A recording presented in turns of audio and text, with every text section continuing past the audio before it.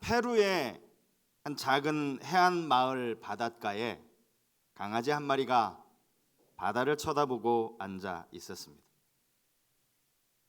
그 자리에서 움직이지도 않고 계속 바다만 응시하고 있는 이 강아지를 그곳에 여행을 온 한 가족이 우연히 발견을 하게 됐고요. 강아지에게 가까이 다가가서 보니까 이 강아지가 아주 털도 깨끗하게 잘 관리가 되어 있고 목에는 예쁜 리본이 매어져 있었습니다. 이 강아지는 유기견이 아닌 것은 분명했습니다.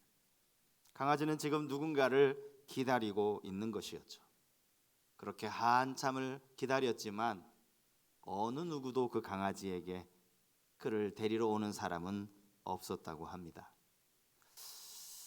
며칠이 지나고 나서 그 마을 주민에게서 이 강아지에 대한 사연을 듣게 되었는데요. 강아지의 이름은 바가토라고 하는데 그를 데리고 있던 주인은 어부였다고 합니다. 어부가 작년에 고기를 잡으러 바다에 나갔다가 불의의 사고로 결국 돌아오지 못하고 세상을 떠난 것이죠. 이 사실을 알지 못하는 이 강아지는 벌써 1년째 자기 주인을 기다리면서 바닷가에 그대로 앉아 있는 겁니다. 이 사실을 알게 된 마을 사람들은 이 바가토라고 하는 강아지를 아주 정성껏 돌봐 주었다고 해요. 끼니 때가 되면 먹을 먹이도 갖다 주고요. 또 자야 되니까 잠자리도 좀 바르게 펴서 그 옆에 놓아주고 또 아플 때는 병원에 데리고 가서 치료도 이렇게 해 주었다고 합니다. 여전히 이 강아지는 바닷가에 앉아서 주인을 기다리고 있었다라는 거죠. 강아지를 참 좋아하는 이 여행을 온 가족들이 처음에는 저 강아지를 자기 집으로 데려가려고 했습니다. 입양을 하고 싶다 이런 마음이 있었는데 이 사연을 전해 듣고서는 차마 강아지를 데리고 올 수 없었다라고 합니다. 여러분, 우리나라 그 설화 중에 망부석에 대한 이야기 아마 아시는 분 많이 계실 겁니다. 절개 굳은 아내가 애주로 나간 남편을 기다리는 거예요. 고개나 산마루턱에서 그렇게 남편을 기다리지만 남편은 오지 않는 거예요. 결국 그 여인이 죽었는데 거기서 돌이 되었다. 이게 망부석에 얽힌 이야기 아닙니까? 어쩌면 이 페루에 사는 이 강아지도 바닷가의 망부석이지 않을까 싶습니다. 성경에도 이와 비슷한 이야기가 나옵니다. 엄연히 아버지가 살아계심에도 불구하고 아버지에게 찾아가서 나에게 돌아올 분깃을 요구하는 것. 여러분, 이 아들은요, 이런 말은요, 그야말로 막대먹은 우리 호로자식이라는 표현을 종종 아주 나쁜 의미로 쓰는데 그런 자식에게나 나올 수 있는 말입니다. 근데 둘째 아들이 아버지에게 그것을 요구하는 거예요. 말도 안 되는 요구에 아버지는 그 아들의 말을 따라 작은 아들 몫의 재산을 나눠주게 됩니다. 그리고는 그 재산을 받자마자 며칠이 지나지 않아서 집을 나가죠. 돈이 생겼겠다. 그 재산을 가지고 호랑방탕하게 지내면서 가진 재산을 다 탕진해 버립니다. 우리가 너무나도 잘 아는 탕자 이야기 아닙니까? 사실 탕자 이야기에서 정말 중요한 것은 정말 생각할수록 은혜가 되는 것은 그 집 나간 아들을 기다리시는 그 아버지의 모습입니다. 언제부터 이 아들을 기다렸을까요? 아버지는 아마 집을 나간 그날부터 이제나 올까 저제나 올까 집 밖에서 서성이며 집 나간 아들을 기다렸을 겁니다. 저 멀리 거지 몰골이 되어서 터벅터벅 걸어오는 아직 거리가 먼데도 불구하고 저 아들이 내 아들이다 단번에 알아보고는 그에게 달려가서 목을 안고 입을 맞추는 아버지. 그렇게 오랫동안 기다렸기 때문에 아들을 알아볼 수 있는 것 아닙니까? 이게 바로 우리를 사랑하시는 하나님 아버지의 모습입니다. 기다린다라는 것 사실 이거 생각처럼 쉽지는 않을 겁니다. 우리나라 사람들이 가장 어려운 게 기다리는 거라고 하죠. 친구를 만나기로 약속을 했는데 1분만 늦어도 도대체 왜 안 오는 거냐고 그 참지 그것을 기다리지 못해서 안달을 하는 것이 우리나라 사람들의 성향입니다. 하물며 여러분, 기약이 없는 기다림, 그것은 말이 필요 없을 겁니다. 언제 올지 알지 못하는 가운데 무작정 기다리는 그 기다림 말입니다. 그럼에도 불구하고 한없이 기다리시는 분이 바로 우리 하나님 아버지이십니다. 하나님을 떠난 이스라엘 백성들이 다시 회개하고 하나님 앞에 돌아오기를 끝까지 기다리시는 분이 우리 아버지 하나님이시라는 거예요. 그들을 용서하고 사랑으로 그들을 받아주시려고 기다리시는 거죠. 물론 그들이 죄를 범했기 때문에 그 죄를 죄인 줄로 알라는 의미에서 그들에게 징계를 내리시기도 하십니다. 하지만 여러분, 징계를 받았다고 오해하면 안 돼요. 이것은 사랑하기 때문에 드는 사랑의 회초리라고 할 수 있습니다. 자식을 진심으로 사랑하는 아버지는 아들을 위해 회초리를 들기도 합니다. 아니요, 들어야 합니다. 사랑한다면. 아니, 회초리를 드는 아버지가 무슨 사랑의 아버지냐 이렇게 말씀하실 분이 혹 계실지 모르겠어요. 하지만 여러분, 자식을 사랑하기 때문에 매를 드는 거예요. 자식이 밖에 나가서 무슨 짓을 하고 있는지 거기에 대해서 아무런 관심도 없고 그냥 가만히 내버려 두는, 여러분, 그게 사랑입니까? 그렇지 않습니다. 그건 사랑이 아닙니다. 방치입니다. 하나님이 이스라엘 백성들을 사랑하셨어요. 그래서 그들이 하나님을 버리고 이방신을 섬겼지만 하나님은 그들을 징계하시지만 그들이 돌아오기를 기다리고 계십니다. 그들을 향한 징계가 뭐였습니까? 강대한 이웃나라 아수르, 바벨론 이런 나라들을 통해서 그들의 고난을 당하게 하신 거죠. 그렇게 하신 이유는 딱 하나입니다. 그들이 죄를 돌이키고 다시 돌아오는 것입니다. 돌이키기만 하면 언제든지, 아버지께 돌아오기만 하면 언제든지 받아주실 그러한 마음으로 자기 백성들을 기다리시는 거예요. 하나님은 그렇게 꽤 오랜 기간 이스라엘 백성들을 기다리셨습니다. 오늘 본문은 하나님께서 이사야 선지자를 통하여서 당신의 백성들을 향한 하나님의 마음이 어떠한지 그 마음을 들려주고 있는 말씀입니다. 물론 처음에는 무서운 경고의 말씀도 하시죠. 돌이키고 회개하라는 그런 의미로 주신 말씀입니다. 하지만 그와 동시에 회개의 말씀, 회복의 약속도 들려주십니다. 심판하시겠다라는 경고의 말씀이나 그들을 회복하시겠다라는 사랑의 말씀이나 이 모두가 다 하나님의 마음은 사랑이에요. 오직 사랑밖에 없습니다. 우리가 이사야 30장 18절부터 읽었는데요, 이사야 30장만 봐도 1절부터 17절까지는 오늘 우리가 읽은 내용과는 정반대의 내용입니다. 남유다 백성들이 그렇게 애굽을 의지하지 말라라고 말했음에도 불구하고 그 아수르에 대항하겠다고 애굽을 의지하는 거예요. 애굽을 의지한 그 유다 백성들을 향한 하나님의 무서운 심판의 메시지가 1절부터 17절까지의 내용이라면 18절부터는 완전히 이제 회복에 대한 메시지죠. 그래서 여러분, 18절이 처음에 어떤 단어로 시작합니까? 그러나라는 단어로 시작해요. 앞에서는 무서운 심판을 말씀하셨다가 그러나 내가 회복시키시겠다는, 하나님께서 어떻게 이스라엘을 회복시키시는가, 이스라엘을 회복하시는 하나님의 방법이 무엇인가, 오늘 우리가 본문을 통해서 한 3가지로 회복의 방법들을 생각해 보기를 원합니다. 첫 번째로 하나님의 회복은요, 전적인 은혜와 긍휼로 이루어지는 회복입니다. 은혜와 긍휼. 자, 본문 18절 말씀 보시겠습니다. 그러나 여호와께서 기다리시나니 이는 너희에게 은혜를 베풀려 하심이요 일어나시나니 이는 너희를 긍휼히 여기려 하심이라. 대저 여호와는 정의의 하나님이심이라. 그를 기다리는 자마다 복이 있도다. 하나님께서 기다리신다라는 말씀을 먼저 하세요. 여러분, 기다리는 목적이 뭡니까? 은혜를 베풀기 위함이다, 이렇게 말씀을 하세요.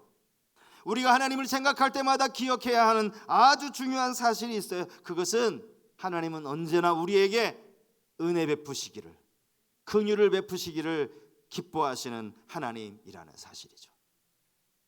이스라엘 백성들이 나라를 잃고 바벨론 포로 생활을 하던 그 70년이 끝나고 하나님은 3번에 걸쳐 이스라엘 백성들 포로 생활에서 돌아오게 하십니다. 그 세 번째 3차 포로 귀환을 이끌었던 지도자가 느헤미야예요. 느헤미야가 와서 성벽을 재건하죠. 그렇게 성벽을 재건한 다음 그가 하나님께 올려드리는 기도가 느헤미야 9장 17절 말씀에 보면 이렇게 기록되어져 있습니다. 기도의 이제 중간이어서 문장이 매끄럽지는 않은데요. 거역하며 주께서 그들 가운데에서 행하신 기사를 기억하지 아니하고 목을 굳게 하며 패역하며 스스로 한 우두머리를 세우고 종되었던 땅으로 돌아가고자 하였나이다. 그러나 주께서는 용서하시는 하나님이시라. 은혜로우시며 긍휼히 여기시며 더디노하시며 인자가 풍부하심으로 그들을 버리지 아니하셨나이다. 여러분, 이 느헤미야의 기도가 언제적 기도인지 아십니까? 어느 때를 놓고 지금 기도하는 내용인지 아십니까? 이스라엘 백성들이 애굽의 노예 생활 가운데 하나님이 기적과도 같이 그들을 해방시켜 주셨어요. 노예에서 해방된 거예요. 완전한 독립을 이룬 거예요. 그들에게 가나안 땅을 주시려고 가는 과정 속에 광야의 길을 걷게 하셨는데 그 광야에서 그들이 마음이 굳어졌다라는 거예요. 여러분, 목을 굳게 했다라는 말이 뭐예요? 고집 피웠다는 거예요. 고집. 조금만 어려움이 찾아오면 금방 하나님 원망하고 하나님께 불평하고, 그리고는 나중에 심지어 우두머리를 세워. 여러분, 한 우두머리를 세우는 목적이 뭐였어요? 우리 애굽으로 돌아가자. 저 모세 안 되겠다.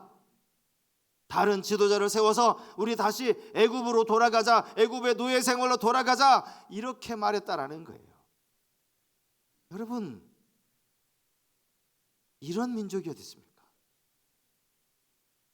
그런데 하나님이 그들에게 보이신 모습이 은혜와 긍휼이었다라고 고백하는, 여전히 은혜를 베푸시고 그들을 불쌍히 여기셨더라. 은혜라는 단어는 여러분 참 좋아하는 단어, 저도 참 좋아하는 단어예요.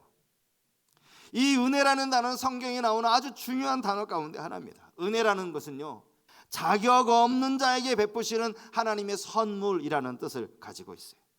우리는 은혜를 베풀 만한, 은혜를 요구할 만한 아무런 자격이 없다라고요. 여러분, 우리가 하나님께 은혜 요구할 수 있습니까? 자격 없어요. 작은 중소기업에도요, 일하는 직원 한 사람 뽑으려도 필요한 게 이력서예요. 최소한 이력서는 봅니다. 전문적인 기술을 요하지 않는 사람이라 할지라도 이 사람이 우리 직장에서 이거 힘든 일인데 잘 감당할 수 있을까? 우리랑 잘 맞춰서 회사에 도움이 될까? 가장 기본적인, 사실 이력서 안에서 이분의 성품을 보고 최소한의 자격을 보는 거예요. 근데 은혜는 자격증이 필요 없어요. 자격증을 따진다면 우리가 하나님께 보여드릴 자격증 하나도 없잖아요. 자격을 보시는 게 아니에요. 무조건적으로 베푸시는 거예요. 이게 은혜입니다. 여러분, 긍휼은 뭡니까? 긍휼은 불쌍히 여기시는 것이 긍휼이에요. 심판받아 마땅함에도 불구하고 무조건적으로 죄를 용서해 주시고 심판을 면해 주시는 것, 이게 긍휼입니다. 은혜는요, 자격이 없고요, 긍휼에는요, 조건이 없습니다. 하나님이 우리에게 베풀어 주신 거예요. 여러분, 이 말씀을 늘 우리가 마음속에 묵상해야 돼요. 생각하면 생각할수록 얼마나 감격스러운지 몰라요. 은혜를 구할 만한 아무런 자격 없는 자들에게 좀 봐달라고, 하나님 나 좀 봐달라고 말할 수 있는 아무 자격 없는 우리에게 하나님이 먼저 은혜를 베푸시려고 기다리신다. 우리가 하나님께 은혜를 구해서 은혜를 주시는 게 아니에요. 은혜를 주시려고 기다리신다는 걸 기다리신다. 오늘 성경에 보면 하나님이 일어나 계신다는 표현이 나왔어요. 아니 도대체 하나님이 일어나신다라는 표현이 뭡니까? 왜 일어나 계시다는 거예요? 긍휼을 베푸시려고 일어나신다는 거예요. 긍휼을 베푸시려고 일어나신다라는 이 말 속에 하나님이 얼마나 적극적으로 우리에게 긍휼로 다가오시는지를 알 수 있는 것 아닙니까? 18절 중간에 보면요, 여기 정의의 하나님이라는 표현이 나옵니다. 정의의 하나님. 앞에서 은혜와 긍휼을 이야기했는데 중간에 가면 정의의 하나님이라는 말이 나와요. 사실 은혜와 긍휼이라는 이 단어와 정의는 조금은 서로 상충되는 듯한 그런 느낌이 있지 않습니까? 여러분, 정의가 뭡니까? 공의가 뭡니까? 옳은 것을 옳다라고 말하고 틀린 것을 틀렸다라고 말하는 게 공의예요. 그게 정의입니다. 범죄한 이스라엘 백성들에 향하여서 너희들이 범죄했기 때문에 마땅히 심판받아야 한다라고 말씀하시는 게 그게 공의라고요. 그게 정의라고요. 그런데 앞에서 은혜를 말씀하시고 긍휼을 말씀하시면서 그 하나님이 정의의 하나님이라니, 여기서 말하는 정의는 율법에 따르는 정의가 아니겠죠. 그죠? 네. 심판과 함께 은혜와 긍휼을 베푸시는 하나님의 정의, 사실은 이해가 잘 안 돼요. 그렇지만 하나님이 우리에게 주신 거예요. 제가 주석을 보다가 칼빈이 이 구절을 이렇게 설명을 했더라고요. 우리가 잘 아는 이 종교개혁자 장로교가 이 칼빈주의 아닙니까? 칼빈이 이런 해석을 했습니다. 징계를 내리시는 동안에도 절제하시고 자비를 베푸셔서 그 백성들을 진멸하지 않으시는 하나님, 이게 공의의 하나님이에요. 마땅히 진노를 받아야 하지만 그냥 무자비한 벌을 내리시는 그런 정의가 아니라 여기에 사랑, 여기에 긍휼 함께 동반한 이 하나님의 정의라는 거예요. 여러분, 하박국 선지자가 했던 기도 가운데 이런 기도 있잖아요. 진노 중에라도 긍휼을 잊지 마옵소서. 이 하나님의 정의예요. 진노를 피할 수가 없어요. 마땅히 진노를 받아야 돼요. 그런데 진노 가운데 긍휼을 베풀어 달라. 이 하나님의 정의입니다.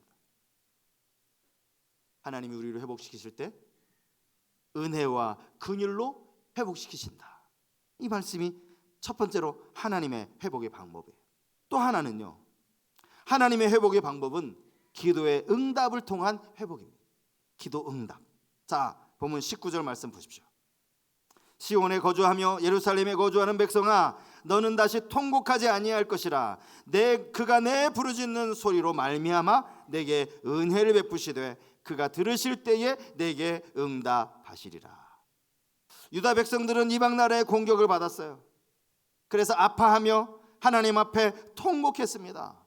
기도했다라는 것이죠. 그리고 하나님은 그 기도를 응답하실 것이라 말씀을 하십니다. 다시는 너희가 통곡하지 않을 것이다. 그들의 통곡을 들으셨다라는 거예요. 그들의 기도를 들으셨다라는 것이죠. 어려운 일을 만날 때 기도하면 하나님이 그의 기도를 들으신다라는 거예요. 그러므로 여러분, 우리가 기도할 수 있다라는 거, 여러분 이거 특권으로 여기시기 바랍니다. 기도하는 게요, 우리의 하나님이 우리에게 주시는 권리이면서 특권이에요. 기도를 너무 어렵게 생각하지 마세요. 쉬지 말고, 도대체 어떻게 쉬지 말고 기도해? 하나님 너무 어려워요. 여러분 이거 어렵게 생각하지 마시라고요. 우리가 기도할 수 있다는 건 특권이에요. 기도를 통해서 이스라엘을 회복시키시겠다 말씀하시는 거예요. 여러분, 이 세상에는 가짜 신이 있습니다. 신이 아닌 미신이라고 하죠. 가짜 신이 있어요. 그런가 하면 진짜 살아계신 하나님이 있습니다. 성경의 역사를 보면 이런 늘 가짜 신과 또 진짜 하나님과의 싸움이 끊임없이 계속되고 있어요. 엘리야 시대에 많은 이스라엘 백성들이 아마도 아합과 이세벨의 영향을 받았겠죠. 바알을 진짜 살아계신 신으로 알고 그렇게 바알을 섬기는 백성들이 많았어요. 바알을 섬기는 제사장들만 450명이었다라고 성경이 기록하고 있어요. 하지만 여러분, 바알은 가짜 신이에요. 그게 어떻게 증명이 되죠? 기도 응답을 통해 증명이 되는 거예요. 엘리야가 바알의 선제들과 대결을 벌입니다. 일종의 불의 대결이라고 하죠. 누가 진짜 살아계신 참신인자, 이것을 가려내기 위해서 엘리야가 먼저 제안을 한 거예요. 자, 엘리야가 바알의 선지자들에게 이렇게 말합니다. 열왕기상 18장 24절에 이런 말씀이 나와요. 너희는, 이 너희는 누구예요? 바알의 선지자 제사장들을 말하는 거예요. 너희는 너희의 신의 이름을 부르라. 바알의 이름을 부르라는 거죠. 나는 내가 믿는 여호와의 이름을 부를 것이다. 그리고 누가 응답하느냐? 불로 응답하는 그 신이 진짜 하나님, 그 진짜 신이다. 그랬더니 백성들이 다 그 말이 옳다. 이래서 이제 불의 대결이 벌어진 거 아닙니까, 여러분? 바알의 제사장 450명이요, 바알 앞에 얼마나 뜨겁게 기도해요. 숫자도 450명이나 되니까 숫자가 얼마나 많아요? 그렇게 기도하기 시작했어요. 정오가 지나고 오후가 되면서 계속 기도하기. 나중에는 이들이 당황한 나머지 막 자기 몸에 상처를 내서 몸에 피를 내기 시작했어요. 그렇게 열광적으로 바알에게 기도를 하는 거예요. 네, 여러분, 결과가 뭡니까? 바알이 살아있는 신이라면 이제 얼마나 고생합니까? 지금 아침부터 시작해가지고 지금 저렇게 한나절 내내 저렇게 기도를 막 목이 쉬어라 기도하고 있는데 좀 불 좀 내려주면 안 돼요? 바알에게는 그 능력이 없다니까요. 가짜신이니까, 가짜신. 응답할 수가 없는 거예요. 성경이 이렇게 말합니다. 아무 소리도 없고 응답하는 자나 돌아보는 자가 아무도 없다. 아무 일도 일어나지 않아요. 엘리야가 하나님께 기도합니다. 한마디 기도, 내게 응답하옵소서. 이 기도를 드림과 동시에 여호와의 불이 내려서 땅을 핥아버렸다. 엘리야가요, 여러분, 기도하기 전에 어떻게 이야기합니까? 여기다 물 보라. 이 재물에다가 물 보라. 물이 흥건하게 보여. 여러분, 불을 내리는 입장에서 지금 물을 부으라는 거, 불과 물은 상극 아닙니까? 물 부라는 거예요. 근데 여호와의 불이 내리니까 그 모든 바닥에 있는 물까지 완전히 핥아버리는 거예요. 하나님은 기도에 응답하심으로 살아계신 하나님이심을 나타내 보이신 거예요. 하나님의 역사는, 여러분, 이게 엘리야의 능력이라고 착각하지 마세요. 절대 엘리야의 능력이 아니에요. 하나님이 살아계시니까 불을 내리신 거예요. 뭐 엘리야가 불을 끌어내린 게 아니라니까요. 기도 응답을 통해서 하나님의 역사가 나타난다는 거, 우리는 이거 기억해야 됩니다. 하나님의 살아계심을 믿는다면, 우리가 믿는 하나님이 바알이 아니고 지금도 기도에 응답하시는 하나님임을 믿는다면 하나님 앞에 기도할 수 있어요. 문제 앞에 낙심할 것이 아니라 하나님 앞에 들고 나아가야 됩니다. 하나님은 이런 기도 응답을 통해서 회복을 약속하고 계시기 때문에. 여러분, 교회가 위기라는 말 요즘 많이 듣죠. 코로나를 지나면서 이제 전도를 해도 사람들 마음속에 기독교에 대한 반감이 얼마나 거세어지고 있는지 모릅니다. 물론 그것도 위기입니다. 여러분, 교회 내부에도 위기가 있어요. 우리 안에 위기가 있다고요. 뭔지 아십니까? 기도하지 않아요. 예전만큼 기도하지 않습니다. 어려운 문제가 있으면 다 새벽마다 저녁마다 와서 기도하시는 분들이 계셨어요. 근데 지금은 기도하지 않아요. 새벽에도 기도하지 않고 공식적인 기도회가 있음에도 불구하고 기도하러 오지 않아요. 혹시 우리 가운데 여러분 이런 분 안 계시겠죠? 기도한다고 되겠어? 혹시 그런 분이 계시다면 여러분이 믿는 하나님을 바알로 여기는 거예요. 하나님이 바알입니까, 여러분? 누가복음 18장에 보면 불의한 재판관 비유를 주님이 말씀하시죠. 이 재판관의 비유를 하시는 목적이 있어요. 그것은 항상 기도하면서 낙심하지 말아야 될 것을 교훈하시려고 들려주신 비유입니다. 억울한 과부가 재판장을 찾아가는데 도대체 사람을 무시하는 이 재판관 들으려고 하지도 않아요. 결국 그 끈질긴 과부의 그 애씀을, 그 노력을 통해서 결국 과부의 원한을 풀어주었다라는. 근데 여러분, 이 비유의 맨 마지막 주님이 뭐라고 말씀하는지 아십니까? 누가복음 18장 8절 말씀이에요. 내가 너희에게 이르노니 속히 그 원한을 풀어 주시리라. 그러나 인자가 올 때에 세상에서 믿음을 보겠느냐? 인자가 올 때에 믿음을 보겠느냐? 이 말은 인자가 올 때에 이 과부처럼 간절히 기도하는 모습을 볼 수 있겠느냐라는, 오늘 우리 두고 하시는 말씀 아닙니까?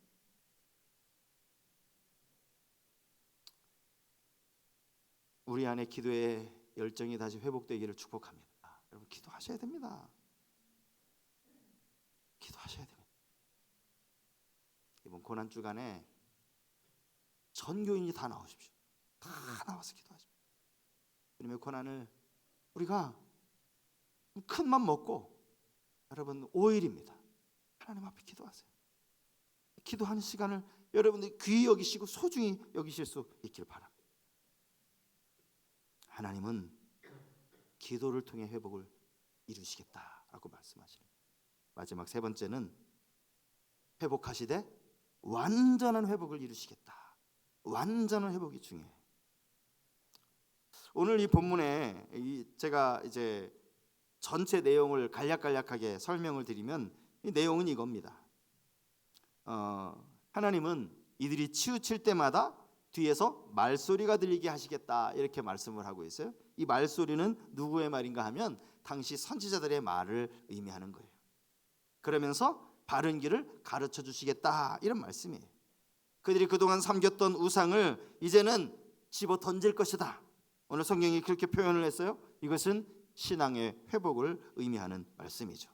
때를 따라 비를 주시겠다, 곡식이 풍성하고 기름지게 하시겠다, 이런 말씀을 하세요. 이것은 물질의 회복을 의미하는 겁니다. 그들의 원수는 무섭게 하나님의 심판을 받겠지만 오히려 너희에게는 개울과 시냇물이 흐를 것이다, 이런 축복의 말씀을 하고 계시는 거예요. 그리고 맨 마지막 오늘 26절 말씀, 우리 26절 같이 한번 읽었으면 좋겠어요. 26절 하면 다 같이 읽겠습니다. 시작. 여호와께서 자기 백성의 상처를 싸매시며 그들의 맞은 자리를 고치시는 날에는 달빛은 햇빛 같겠고 햇빛은 7배가 되어 7날의 빛과 같으리라. 여러분 이 구절을요, 여러분 한번 메모를 해서 잘 보이는 곳에 이렇게 붙여놓으세요. 이 구절은 묵상하면 묵상할수록 얼마나 은혜가 되는 말씀인지 몰라요. 범죄한 이스라엘 백성들 하나님이 사랑의 미로 치셨지만 하나님이 상처 입은 그들을 싸매어 주시겠다, 맞은 자리 고쳐주시겠다, 그렇게 말씀을 하세요. 그리고 나서 그러면 달빛이 햇빛 같을 것이다. 여러분 달빛이 햇빛 같아질 수 있습니까? 가끔 보름이 되면, 전 달을 되게 좋아하거든요. 보름이 되면 가만히 이 달을 쳐다봐요. 달이 진짜 밝아요. 보름달은 정말 와, 달이 이렇게 밝기도 하는구나. 아무리 달이 밝은들 태양처럼 밝습니까, 여러분? 말도 안 되는 이야기예요. 달은요 빛을 내는 발광체가 아닙니다. 달은 반사체, 여러분 다 알고 계실 거예요. 태양의 빛을 반사하는 게 그 달빛이에요. 어떻게 달빛이 햇빛이 될 수 있습니까? 그 다음에 이게 이스라엘의 완전한 치유에 대한 비유의 말씀이에요. 그 다음에 보세요. 햇빛은 그 빛이 7배가 될 것이다. 7날의 빛과 같으리라. 7날의 빛과 같다라는 말은요, 태양 7개의 태양이 동시에 비치는 것 같다. 여러분 낮에, 오늘 날씨가 맑은 것 같으니까 한번 태양을 한번 쳐다보세요. 제대로 쳐다볼 수 있나.